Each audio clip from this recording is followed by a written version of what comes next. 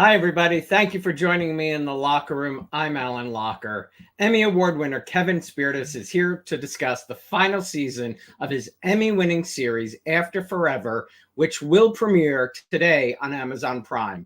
It's a story about love, loss, and new beginnings, and season one made history by becoming the first LGBTQ-themed drama series to win 6 Emmy Awards across any platform. Kevin will look back at his 40-year career that began at 18 on Broadway, and he is most recognized for his 8-year stint as Dr. Craig Wesley on Days of Our Lives, as well as the cult classic film sequels Friday the 13th, Part 7, The New Blood, and Wes Craven's The Hills Have Eyes, Part 2. Before departing Days of Our Lives in 2000, Kevin had the great opportunity to play his Days character opposite Matt LeBlanc's Dr. Drake Ramory on Friends. He also returned to Salem and his role in 2022 to Come Out of the Closet, a full circle moment for the soap opera character and another Emmy nomination for Outstanding Guest Performer. Please help me welcome to the locker room for the first time, Kevin Spirtas. Yay! Yay! Hey, Kevin. Thanks so much. I'm so glad we can do this. Congrats on the incredible success of After Forever. Thank you. Thank you. It's interesting that the series is about, love and loss. And we actually have somebody watching today, Matthew, who just said he just came from a funeral. I'm sorry, man. He's coming to spend some time with you and I this afternoon. Take me back. I love how you met your co-creator, Michael Slade, and how this series came to be. Will you share that for anyone who hasn't heard it? Sure. So in 2009-ish, I had already been written off the soap Days. Or my character had left the canvas, as they like to say. And I decided I was going to move back to New York. I was going to give myself an opportunity to get back into theater and to get back into performing live again, or working more in that direction, because there's the Broadway. And sure enough, I packed up everything. I'd never lived in New York for more than a year at that time, by the way. So I had only lived there for a year when I was standing by for Hugh Jackman in The Boy from Oz. And then prior to that, I'd visit on and off, and I'd stay there a couple of weeks, or I'd stay with friends and see shows. But when I was 18 years old, I moved to New York, and I was only there for 3 months before I got a chorus line and then went on tour. So that's that early section. But I now moved back to New York, and I was at the gym. And June 1st, 2014, I get off the treadmill and I hear someone say, "Excuse me, are you Kevin Spirtas? Because if you are, I used to write for you on Days of Our Lives." And I went, "That's a really great pickup line." Anyway, I joked, and Michael Slade had introduced himself. And in most soap opera worlds, they keep the writers separate from the actors, because they don't want anybody feeling they're going to get any special treatment. So I basically, I said this last night at the cast and crew screening here in LA. There was a gentleman by the name of Sebastian the Cause, and Sebastian had written a series, I don't know how many prior years to meeting Michael, but I knew that digital was in, and he'd written this show called Hustling.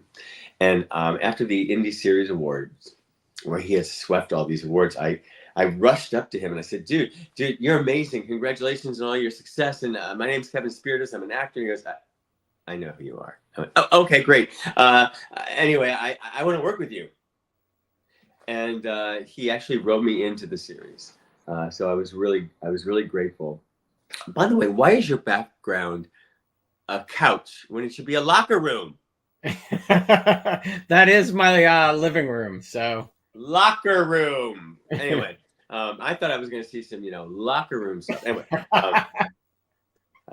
I asked in this setting, I asked Sebastian, watching him create this amazing series.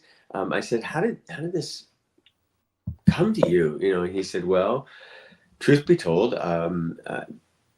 I wasn't receiving or seeing any parts with my name on it coming down the pike. So I created something that was close to my heart and truthful and personal.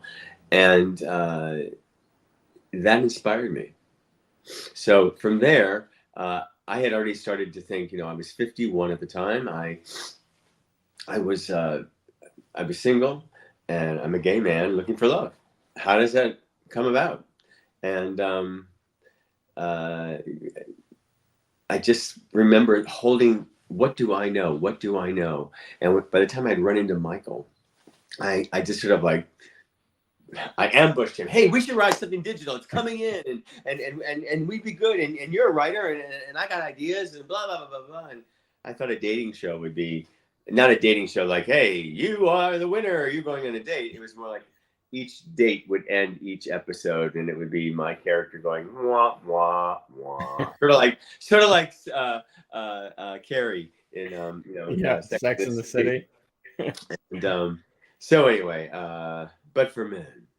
And anyway, I just remember it being so close to my heart. And he said, I laugh about this. I used to laugh about this with him because he was like, get away, kid, you bother me. Like W.C. Fields, go away. And I said, no, I really think, I think we're missing something in the culture. I think I want to write a series about gay men who are not 30.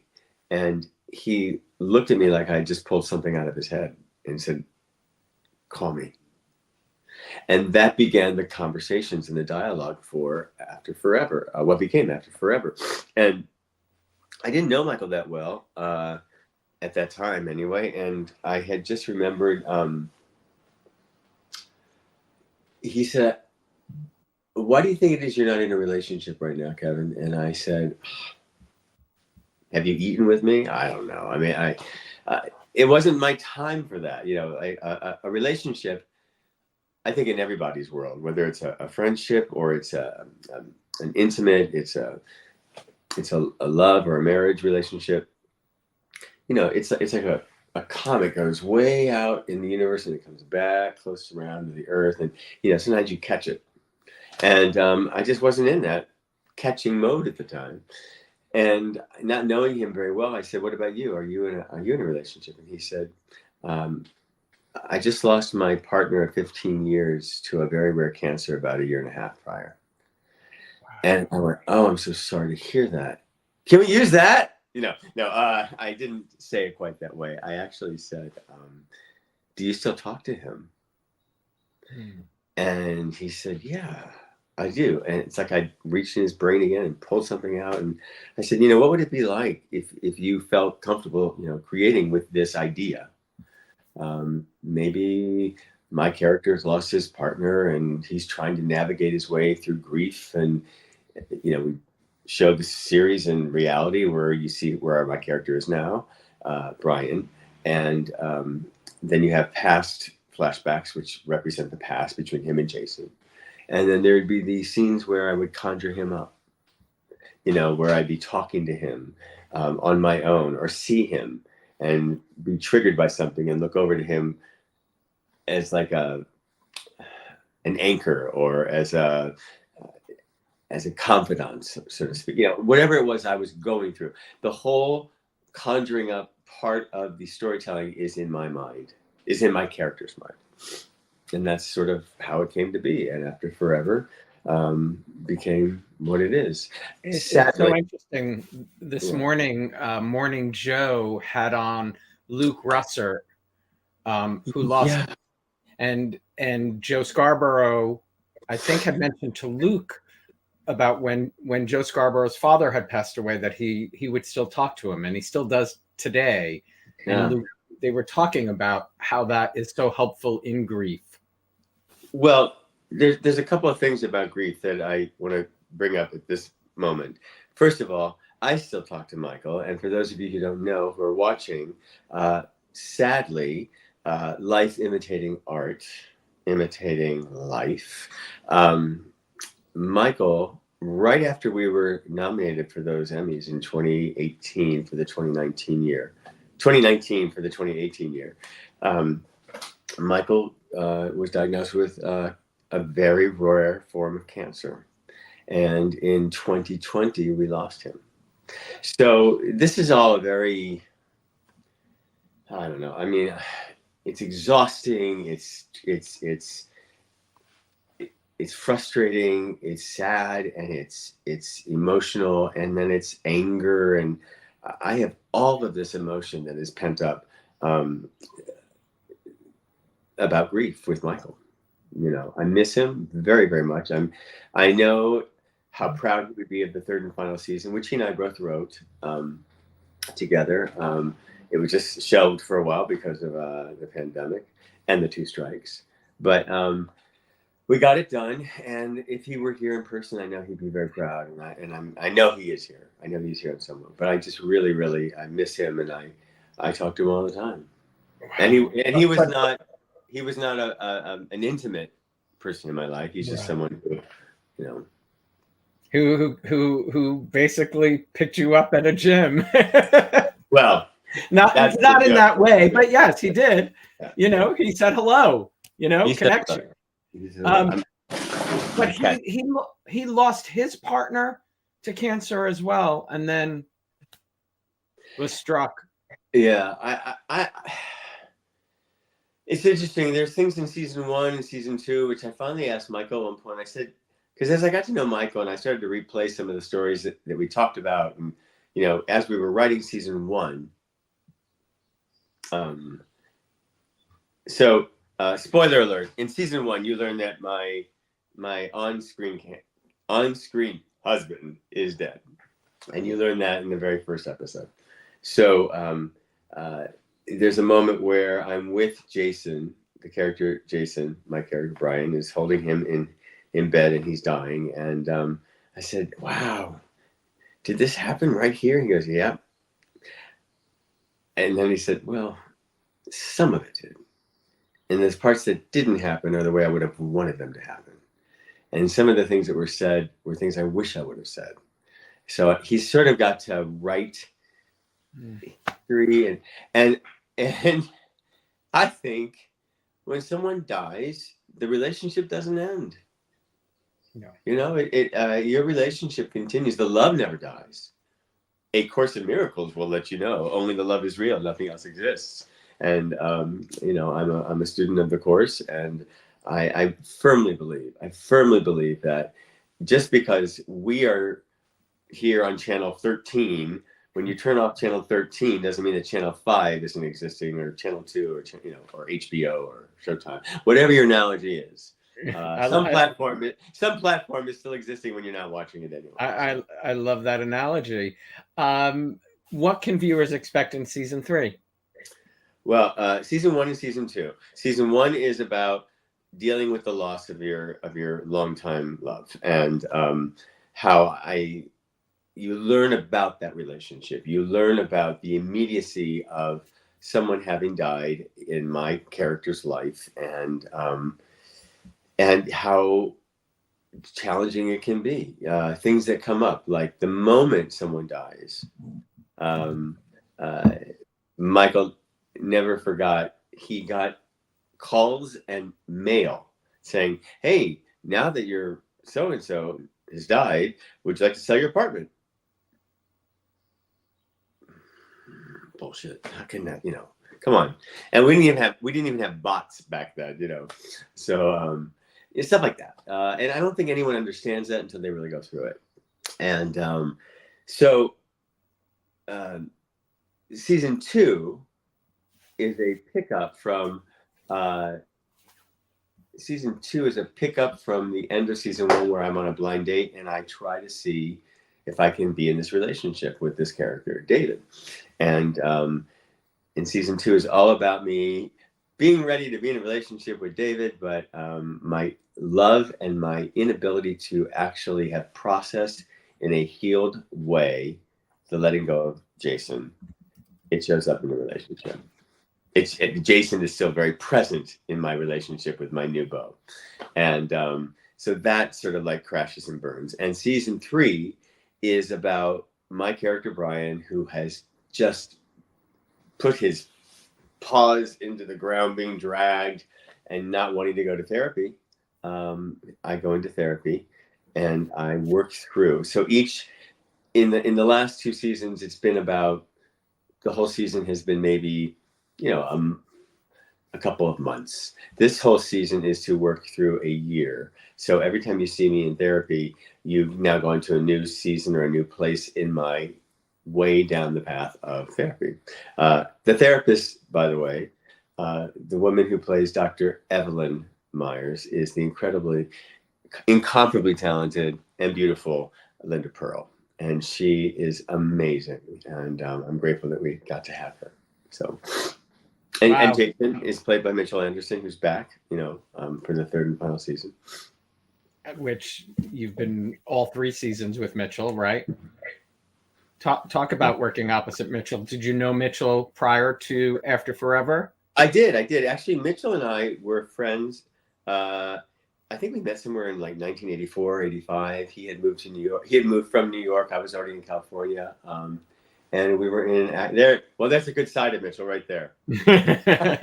That's his best side. No. Mitchell and I were actors cutting our teeth in the business, and we would go up against each other, but we never worked together. He'd either get the role or I'd get the role, and we had this, circle of friends that we were all, all knew each other, but never actually got to work with him. But we were so, I don't know, our friendship was easy. He was in a relationship, I was in a relationship, just friendly, just easy. And then at 40, he decided he was not going to be an actor sitting in a casting office waiting to be having his name called for an audition. And now Mitchell, by the way, in 1996 is one of my heroes, because Mitchell actually came out publicly at the GLAAD Awards. And he wasn't up for an award, but something happened, and he said something, and he said something on the red carpet, and he wanted to clarify it, and he stopped the monitor and he said, I got to go back and say, I'm not a straight man playing a gay role. I'm a gay man playing a gay role. And I'll never forget watching his and all of our lives change. Because now you've got people like, Matt Bomer, who who they look like as a leading man. And it just wasn't, back in that day, AIDS was such an ugly word, and it was such a death sentence for so many people, and gay was automatically, you were put in that category, even if you weren't HIV positive. It was a terrible time. And I remember not being able to be myself, because you're always, you're compensating for something that you don't have. But Mitchell boldly and proudly, and then his career didn't stall, but I think he just sort of there's more to my life, is what he thought. I'm gonna look up that speech. Yeah, I mean, 96 people were not, willingly coming out that easy. No. And we were in Century City at the I can't remember the name of the hotel, but we were downstairs in this huge conference room. Tables, round tables, and I was in a show called End of the World Party, and it was a play, gay thematic play, that was about 6 guys on Fire Island that was being awarded for the best play that year. So we were all there, and so he's one of my heroes. Mitchell's one of my heroes. And when it came down to casting, and Michael and I, first of all, once we talked about the way we would set up the show, and we'd give an ode to the courtship of Eddie's father, about the opening credits would have a question asked, not unlike Sex and the City, but there was that out of focus or home movie feel to hey Dad, how many rocks are there in the ocean, or in the sand on the beach? And well, that's a very interesting question, Eddie. That would be the theme of that particular episode. So that was our homage to the courtship of Eddie's father. But once we figured out the levels in which we would tell the story, those 3 layers, the story wrote itself. And I thought about how great it would be for someone who hasn't been in the business. How would they make a comeback? And Mitchell just popped into my head, because we were going to have friends do this with us. We weren't paying anything really. And I called Mitchell and I said, "Hey, you want to be my fake dead husband?" And he laughed. He said, "Kevin, I'm done. I've got a kitchen to run." And I said, No, you should really read the script." And he said, "Kevin," I said, "just read the script." And he did. And the next day he called me. He said, "When do we start?" Oh, I love Yeah. that. I needed somebody. I also, by the way, excuse me, I needed someone who I could jump in and play with, because there's so much hanging on. 15 years of being with someone isn't about, okay, the camera's going to get this much, so don't touch me here. I didn't want to have to worry about any of that. Is it okay to kiss you? Whatever. And we just, from the moment we got to set, it was like, "Hey, we're married, okay," and that was great. And I told him, we were both nominated for Emmys that first season, and I said, "You better run up there when they call your name." And he said, "You're going to get called." I said, "Well, if they call my name, you're coming up with me." And I grabbed him up and I ran with him on stage. We were like Maria and Tony in West Side Story. I watched that recently. I was at the Out at the Movies film festival, and Wyatt Fenner was the first person to tell me about the series back then, about 2 years ago. Yeah. And Wyatt, shout out to Wyatt. I'm sorry. Wyatt just lost his daddy, and I'm sorry, my love to him and his family and the loss that he's going through. So, wow. Well, yeah. I mean, tell me, the show is coming to an end. 9 Emmy Awards. Besides that, 9? Is it 9 that you have? 6. But who's counting? Oh, okay, 6. I thought, okay. What are you most proud of with this? That's a good question. If you would have told my 12-year-old self, or my 20-year-old, or my 30-year-old, or my 45-year-old, or my 50-year-old self, that I would one day, actually visualize or fantasize about creating something that has heart and meaning and is personal, and be acknowledged for it in the way that I've done since I've been a kid. About, you watch the Academy Awards when you're a kid, you watch the Tonys, you watch the Emmys, and you go, someday I'll be up there. And then this higher self, this voice says, what are you gonna be up there for? And then as you get older, and mature, you start to realize, well, if I ever get up there, I hope it's because I'm up there because of something that is moving, or is entertaining, or has meaning of some sort. And Michael and I actually, at one point,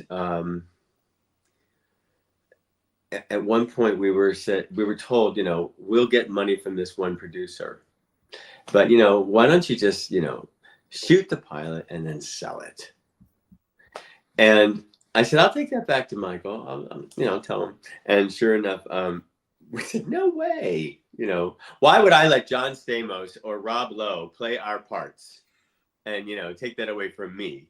And why would Michael and I want someone else to run our show when we know exactly what it's about?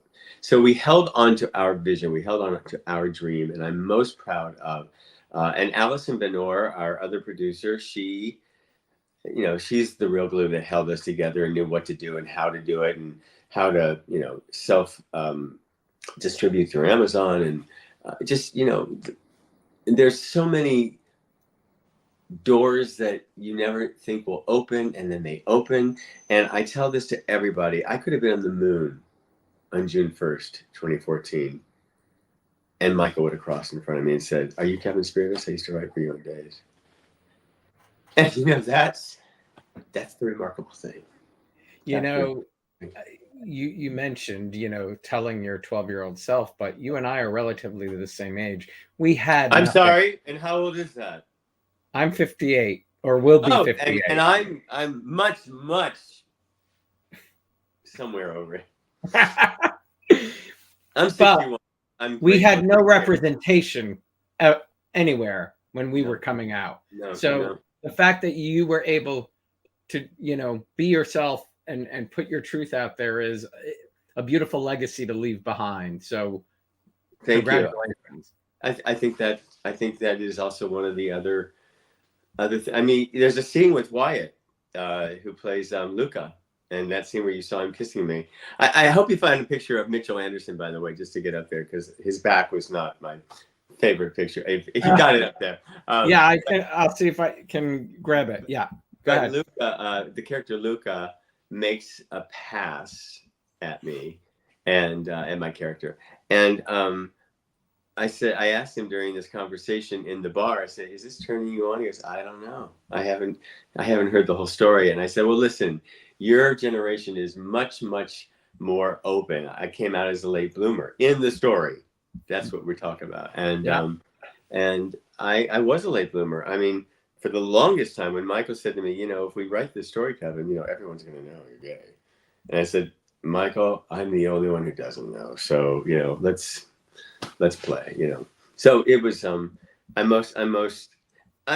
proud of it for a lot of things. I really love my work in this. I love that I was able to collaborate, and that Michael actually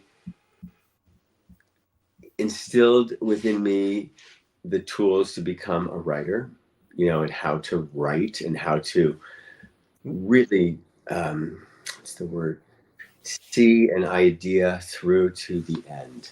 Was this your first attempt? No, I mean, I'd written spec scripts before. I had written my ideas of how I thought a story should go. I had there's Mitchell. Well, he's playing a sick man at that point right there. But yeah, that's Mitchell. And there was just a lot. I don't know. I was taken seriously, and actually, the idea that I was able to convince, oh shush, what is going on? I was able to convince Michael that I could write and had story ideas. Was if he was going to take me on, then everybody's going to take me on. Everybody. Everybody. When you first met him and he told you he wrote for Craig, were you like asking questions? Were you curious about what that he had asked? Days? Just no, I really wasn't. Here's a good little picture of Mitchell. oh, nice. Yeah, my fake dead husband, Mitchell Anderson. That's how I refer to him. That's how he's written in my book.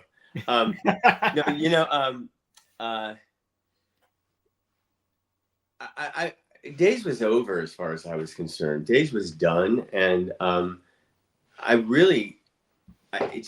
asked him. I said, are you working on anything right now? And I figured he was on another soap, because that's how soap writers, they hop around, just like the actors. But I will say this: while we were on stage during the Emmys in 2019, and we had just been announced as Outstanding Digital Short Form Drama, I was looking at Days of Our Lives and Young and the Restless and Bold and the Beautiful and General Hospital, and I'm looking at these 4 soaps, and I went back to People Over at Days, and I went, oh my God. And as we were walking off stage, and later we went to this party, this thought kept hitting me in my head over and over again. And then I saw Ron Calvari, who's now the head writer of Days, and he had come up to me at one point and congratulated me, and Michael wasn't there, but Michael saw him leaving as he came to me. He said, what did Ron say? And I said, well, Ron said congratulations. He was very proud of what we had created. He really liked the show. And Michael, don't ask me how I know this, but I'm going back on that show. And my character, Craig Wesley, is going to come out of the closet. He said, oh no, that will never happen. That's incredible. I just thought, if they're bringing people back, if they're going to have people come on and off and on and off, and the door's going to be a revolving, door for so many characters, how could they not do that? How could they not take a out gay man who has now been acknowledged and celebrated for his work as an out gay man, playing a character, and I just knew it. I wish he was here so I go, ha, I told you. Yeah. What did that mean to you? To get to play that, to come really full circle? Well, I mean, when I went on to the soap originally, when I went on to Days originally, I was given a 2-day role. And the 2-day role, 8 months later, turned into an almost 8-year, you know, an 8-year romp on the canvas at Salem. You know, my character went through, I was first a bad boy, and then I was a mean person, and then I was married to a conniving wife who wanted to get to the top as well. I mean, we were, Nancy, played by Patricia Darbo, and I were, you know, at one point, television's #1 non-conventional couple. And, you know, we had a lot of great fun in that series. Did you grow up watching any soap? Only when my grandmother sat there and made me hold her yarn, you know, while she was knitting or something. And I thought soaps were plastic and fake and over dramatic and the organ music and blah, blah, blah. But I'm glad my attitude changed. And I have to say, during my 8-year run, there was one moment where they started to give me and Patricia a little bit of a fun run for our being there. We were there for some solid storyline, and then they kind of just, you know, you get pushed in the back burner and you're like, okay, now I'm bored. However, the opportunity to go back and play this very concentrated, very the story had never been done about an older man coming out of the closet. B, this was never going to happen again.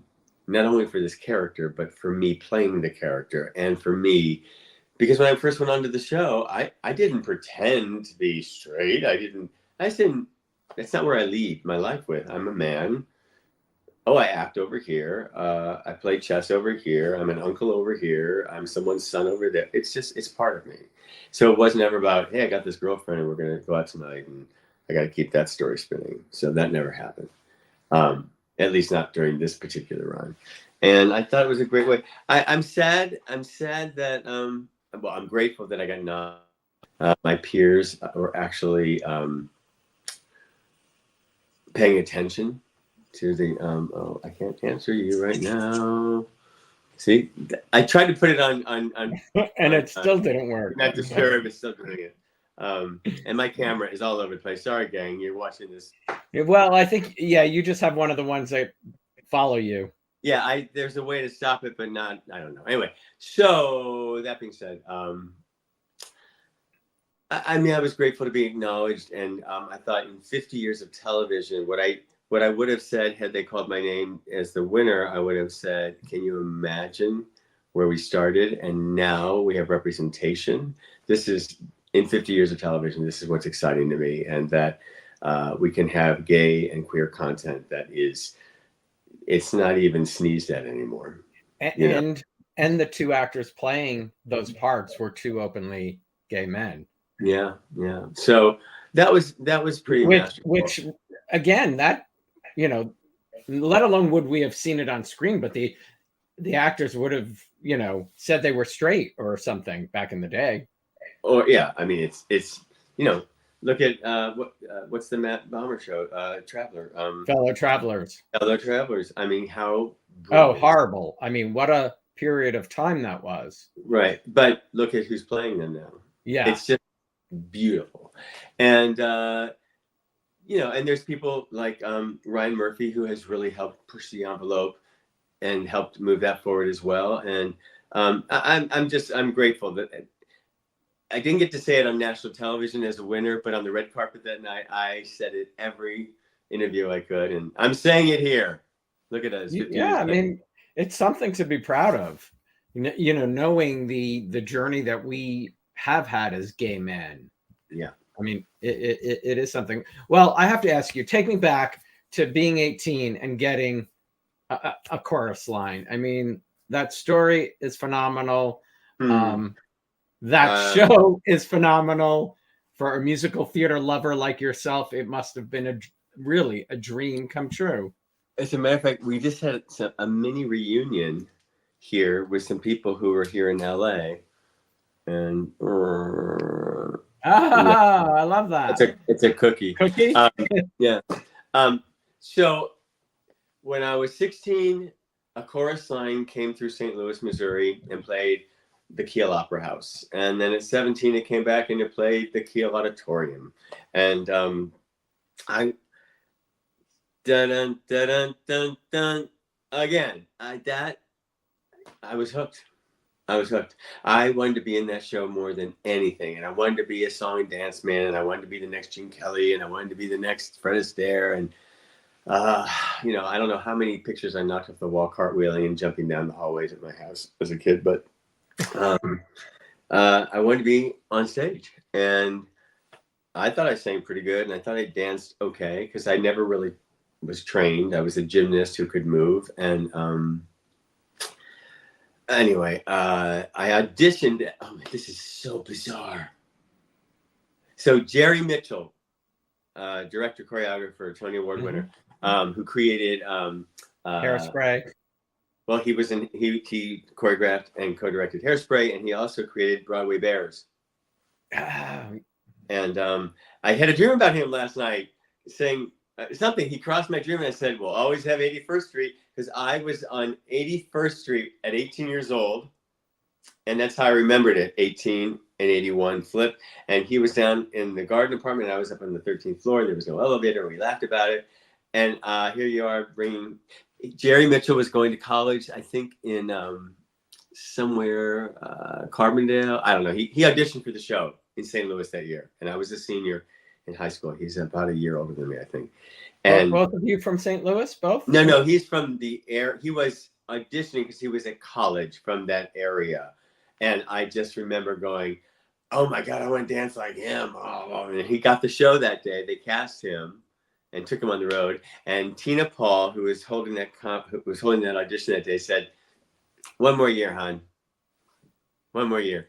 And by the time I got to New York a year later, I had met a young man by the name of Jamie Torsellini, who is now out here and does a lot of acting. And he and I were walking by the theater, the Schubert Theater. And I said, "Oh God, I want to be in that show so badly. I wish they had auditions." And he said, "They are."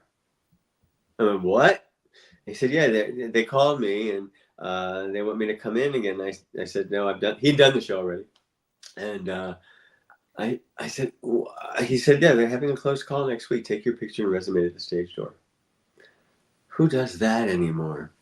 And guess what I did? I took my picture and resume to the stage door, and I said, "Hi, I'm Kevin Blair." That's the name I was using at the time. I'm not equity, but if you think I'm right for the show, I'd love to audition. And sure enough, they called me, and I said, "Jamie, teach me the audition. Teach it to me. Make sure I know it." And he did. And dun dun dun dun again. A year and a half toured.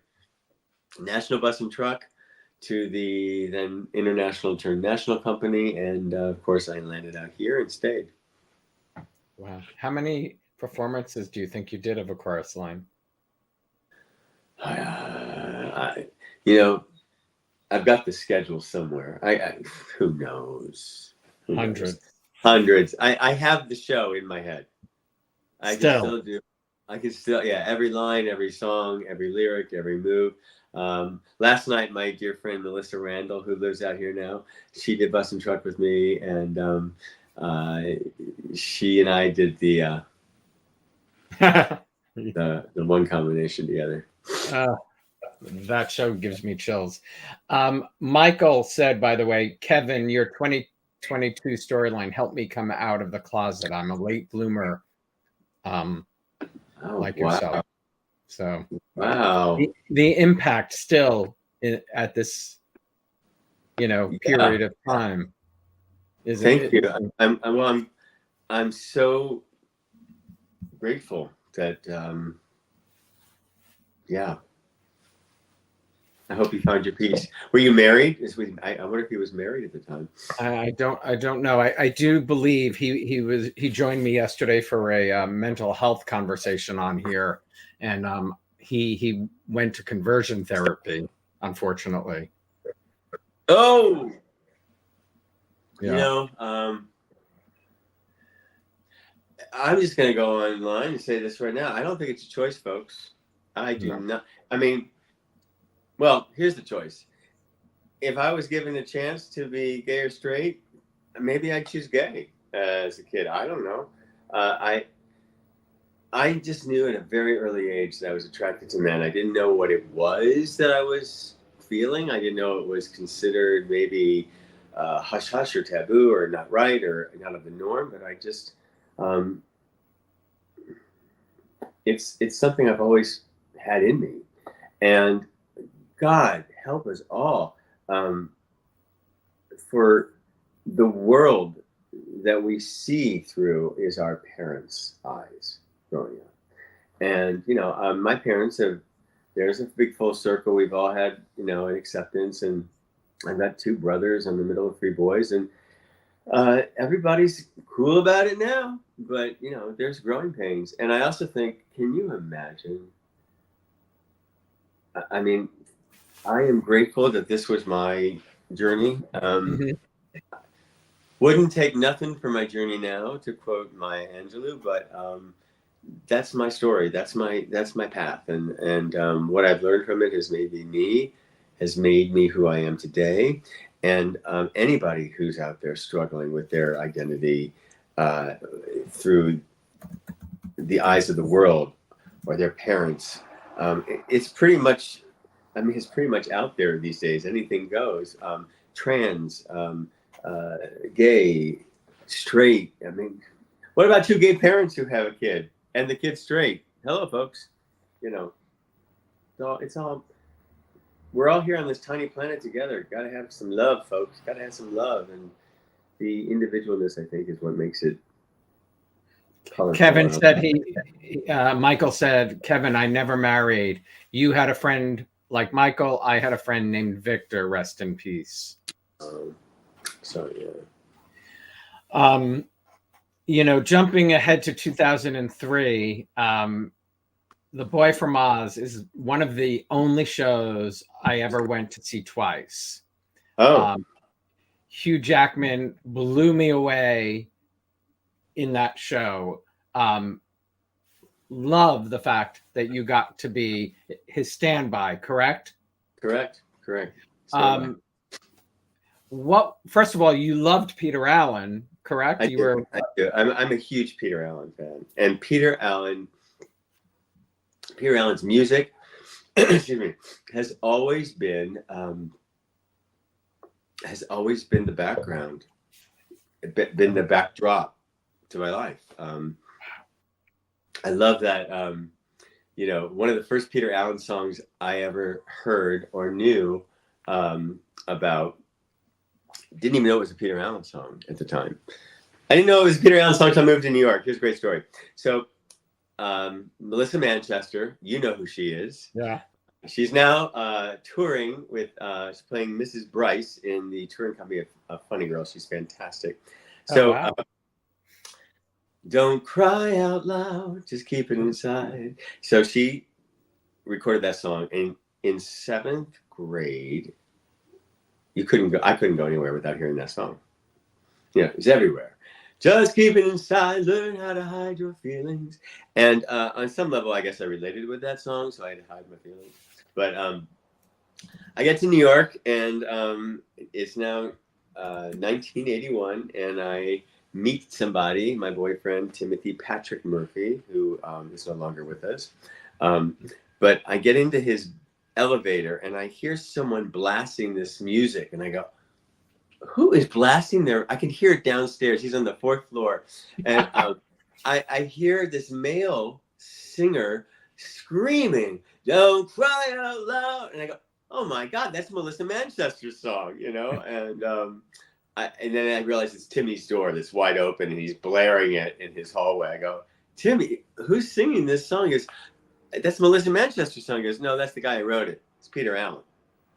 And at that time, if you sang the song, if you recorded the song, if you were on TV singing it, it was your song. The Midnight Special only had you singing the song, right? So anyway, years later, I told Melissa Manchester that story, and we laughed. Yeah, Peter Allen's music, he's an incredible balladeer. He always told stories. And I got the call this is actually after I was written off the soap in 2003-ish. And the first time, and I picked up the phone, and my agent said they want to see you for Boy from Oz again, and I went, oh, did someone quit? And he goes, no, it's to be the standby for Hugh Jackman. And I went, oh. And I turned to my partner and I went, I'm going to be moving to New York. And he went, what do you mean? I said, I just got this audition. He goes, how do you know? I said, I know. But that's me with every role. If there's Right. a role, but this is you knew Pete. I mean, you knew everything. well, it wasn't about. I mean, they wanted me to be 6 feet tall or taller, and not my dog. Not my dog.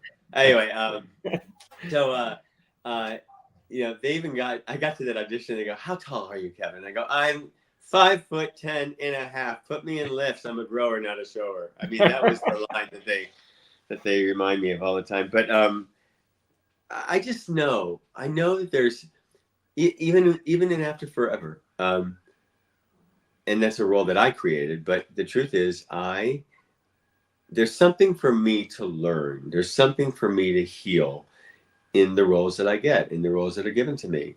And sure enough, I can only say that if I'm going through the healing, if I'm going through that lesson learned, hopefully I'm learning it in front of you, and you're going to be moved by it as well. So you're going to get the healing on some level. And I just knew that I was supposed to go back and be part of this Peter Allen thing. And Jackman was a master. I watched him for an entire year. Never went on for him. Played opposite him. I covered another 2 roles or so. And but what is that like? I mean, what was that like? well, I was the it guy for a very long time, and then we realized he wasn't going to be missing a show, and then I wasn't the it guy, and then but I went there to learn. I learned something. I went to learn, and I've told Hugh this. I wrote him a letter, and he was so amazed at what he did not know was happening. So I would watch Hugh on a nightly basis say yes to everything happening on stage. He'd say yes to the audience. He'd say yes to the doorman. He'd say yes to the fans. Everything was yes. And he had no fear, at least that's what it was, in my opinion. And I realized that he just gave love from where he was standing at every given moment. And I still to this day, I tell him when I see him and I say, how you loving today? You know, and he's just this amazing, open, like he had a life full of yes. And that's what he taught me. And since that moment, I don't have fear about what I'm entering into. I don't have fear about entering into the next job. I don't go, oh, there's so much no around that. You know, I don't have, you know, they're changing us from daytime to primetime Emmy Academy. But it's yes, yes, yes. So that was a gift of Peter Allen at that moment. But, also, I knew I had to sing his music again. And now it's 20 years later. And I am in the middle of my 40th year. No, I'm in the middle of creating a one-man show with Peter's music, my stories. Oh my God, I love that. So it's not about Peter Allen. It's about my love, my loss, my life, my trials. Through his music. Through his music. And his music is amazing. I'm you know, I'm not kidding. I mean, like watching Hugh just work that crowd like I had never seen, you know, on stage. Well, yes. Now, mesmerizing. It is mesmerizing, and he's mesmerizing, and he's got this. It's charisma. It's what, and I think everyone has it when they find their thing. You know, when they find I mean, I'm a good actor, gang. I know I can act, but I don't lead with actor. I lead with producer. Like when I'm in producer mode, that's the hat I'm wearing. I'm a great actor. I can't explain it. It's just so. That being said, Hugh, the show, The Boy from Oz, is a show that breaks the fourth wall.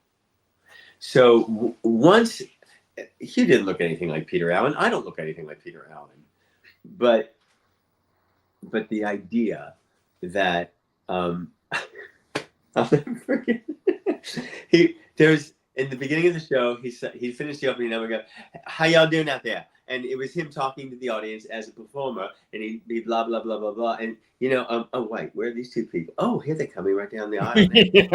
Did you have some trouble parking? And he'd say that and he'd start to make a joke, and we'd all laugh, and then there's that moment that you get past. There's like a window of time that if you go too far, you kind of forget where you are in the show. And you go, wait, okay, hold on. I forget totally where I'm supposed to be right now. And he looked down at Patrick Vacariello, who is our musical director, and Patrick would go. And he looked off. He one day pointed at me. He says, Kevin. And I said, Walno. Oh, right, George Walno. One second. That's Kevin. More about him later. And, it's like nothing stopped. Nothing ended. His body ended, and there was space between you and the next spot. It was just, he was this one energy of love. So the show lent itself to that, and to watch him grow into that was extraordinary.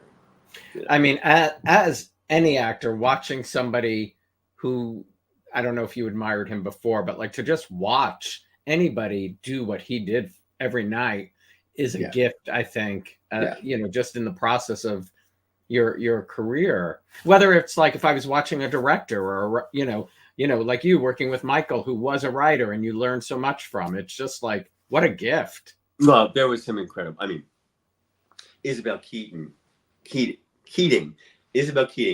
Judy Garland, Stephanie J. Block, Liza Minnelli. Even my Michael Mulherin played George Wolno and Dee, his Peter's manager. Just some incredible talent on that stage. And I love that soundtrack. I listen to it all the time. You want to hear a great fun story? This will take us right back to After Forever. So I have a dear friend named Laura Barquette. And Laura Barquette is a executive producer on After Forever. She has been for season 1 and 2. And this third season, her production company, Theater Nerd Productions, we worked together in association with her to get the third season up and running. I never knew Laura while I was doing The Boy from Oz. She was married to one of my friends from high school in St. Louis, Missouri, named Keith Barquette. Keith sadly had a form of that asbestos cancer. I'm not sure what that's called. Anyway, no one knew what was happening to him, and he got sick and he died suddenly. And Keith was living in New York with Laura, and I had just made contact with Keith, and I was getting into some producing and this and that, and he said, you gotta come over to the house and meet Laura and the kids sometime. You're gonna get along with Laura. She's a theater nerd. You'll love her. She'll love you. Sadly, Keith died, and I didn't meet Laura. I used to work at the Jonathan Adler around the corner from their house. Laura is a Hugh Jackman fanatic. We saw the show like 3 or 4 times, and they never knew I was in the show. Like, they didn't turn the page, to see Standby. They just were like, ugh. So one day I'm on Facebook and I see this picture of Keith pop up on the scroll. I went, oh wait, that's not Keith. That's a picture of his son Jack, who looks like Keith when I was in high school. Wow. So I reached out to Laura. I said, you're never going to believe this. I just saw this picture. She says, Kevin, oh my God. Keith said, one day. Blah, blah, blah, blah, blah. So Laura and I had dinner the next time I was in town. And she said, so what are you in town for? I said, well, I'm actually going to have a reading of this little series that I've created with my writing partner, Michael Slade. She says, I want to come to the reading. I said, thank you. Okay. I don't know if it's something you really want. It's about love and loss and new beginnings. And she goes, been there, done that. You know, I want to come. She was one of the first, if not the first person to say, you've got to get this made. You've got to get this made. And as it turns out, her 5-story townhouse is what I call the Barquette Studios, because every inch of that townhouse that she offered is a set. The bedroom, the living room, the kitchen, the dining room, the shower, the bathroom, the backstage makeup room, the Riley's bedroom, everything that we could squeeze out of that house is the set. So thank you, Laura Barquette. Thank you, Keith Barquette. That is incredible. Going back to your one-man show, are you going to try to bring that around the country? I will. Let me get it written. Let me get it. I mean, I believe it or not, there's a lot of things that are kind of now on plate spinning, but I'm working on a new script. That's what I was going to ask you before we sign off. I was curious. I'm working on a new story with a gentleman by the name of Gregory Allen. Gregory wrote a short story called Destiny on the Tracks. And it's about a train crash. It's based on a real train crash that took out a circus in 1917, something like that. And but he's turned it into a time travel. And I said, I want to adapt this into it's a romantic, gay thematic time travel story. But and we finally just worked out, you know, if you don't have a machine, if you don't have a time machine, or you're not in, you know, Star Trek and you can beam me up, Scotty, you've got to have a real airtight. You have to have an airtight formula for time travel, I feel. Otherwise, I don't care. Yeah, oh yeah, they made that up to make that work. Okay, goodbye. You know, I want to be invested. I want to find out. So we are just now, we've got that written out, we've got that all figured out, and it's, you know, it's all about quantum physics and whatnot. I don't know anything about quantum physics, trust me. So there's a lot of research I've had to do, but it's about a younger man who I meet and help him find his truth to get out of the circus because he doesn't fit in. And the circus, if you don't know this, is absolutely like, it's segregated just like our real world. You know, the clowns hang out with the clowns, and the horse and tiger people hang out with the horse and tiger people. So anyway, that sounds really interesting. Yeah, and then you wear so many hats today: actor, producer, writer. Is there one that brings you the most joy? Singing. I mean, singing is where I'm the freest, which is why I had to get back on stage with this, you know, this Peter Allen idea. For 20 years, I've been thinking, how can I make it?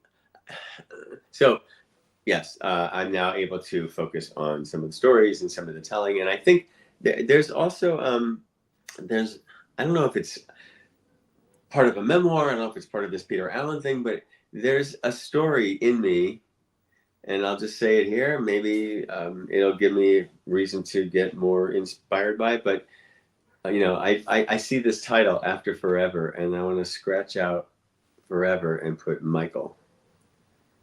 You know, what happens after Michael? Oh, that's interesting. You know, whether that's a series, whether that's a, you know, it's we all have stories in us, and I think some of the stories that I've learned while I've been alive with Michael, while Michael was alive in my life, and how, you know, again, his presence influenced me. His presence changed the course of my trajectory, as I think I did with him. And you had him in your life for 6 years? 14, yeah, to 2020, yeah. Wow. Yeah. And I mean, it is, you know, I'd love to say it's always New York, you know, it is that connection that, you know, he saw you at the gym and he walked up to you, and, You know, New York is we such might a have, part of after. New York is such a part of After Forever, by the way, and I am such not a fan of New York anymore these days. So that's my big. I probably have to heal on that for a while. well, it's a very different place since the pandemic, for sure. Well, since the pandemic, but before the pandemic, it's just gotten, because I have the space that I have here in California, because I feel there's breath here. I like it out here. I like being in my car. I get work done in my car. I hear biographies. I can hear the 20th hour of Barbra Streisand, you know, on her. And you can belt it out. Hey, I am belted out. I lived in the city for so long, and we moved to New Jersey back where we are both from in 2015, and I never thought I'd leave, but I am thrilled to be where I'm, you know. But now, and I think it's a love-hate relationship for me, because when I'm there working, I don't see the issue. I've also been very spoiled now. I mean, not only did Laura provide this incredible opportunity for us to have her apartment, her townhouse, be our set. You know, I stayed there on the upper East Side in my own room, you know, with a bathroom, and you know, not too noisy at all in that part of the world. But when I knew at the end of the 7.5 years that I spent in New York City, and here comes the trash. I mean, that sounds like New York. But I knew when I stepped out of my door in New York City at the end of 2015, and every single one of my senses was assaulted, and then I knew that it was time for me to leave. I can hear things right now outside in the community. I've got bat hearing, or no, elephant hearing. What is it? Bats can't hear. Elephant hearing. That eyesight, I think. I hear them using that stupid leaf blower right now, and it's like it's this crazy. Yeah. Kevin, thank you so much, my friend. This was so much fun. For those looking for After Forever, it is premiering today. Amazon will get it up there shortly if you don't see it. That's right. Thanks, gang. Thank you, Alan. Locher. Next time we'll do it in the locker room. Ooh, all right. Thanks again, Kevin. Thanks, everybody, for joining us today. Thank you to Kevin Spirtas for spending the hour. Check out After Forever Season 3. Please join me tomorrow for a special tribute to the late, great Marge Doucet. Joining us for the hour will be her on-screen brother, Ron Rains, her sons, Vincent Irizarry and Nicholas Walker, and her real-life daughter, Deborah Blocker. If you haven't yet subscribed to my YouTube channel, you can do so down below. Turn on the notifications for reminders of all upcoming shows. And if you want to stream audio versions, just search The Locker Room on your favorite streaming platform. Have a great afternoon, everybody. And as always, please stay safe.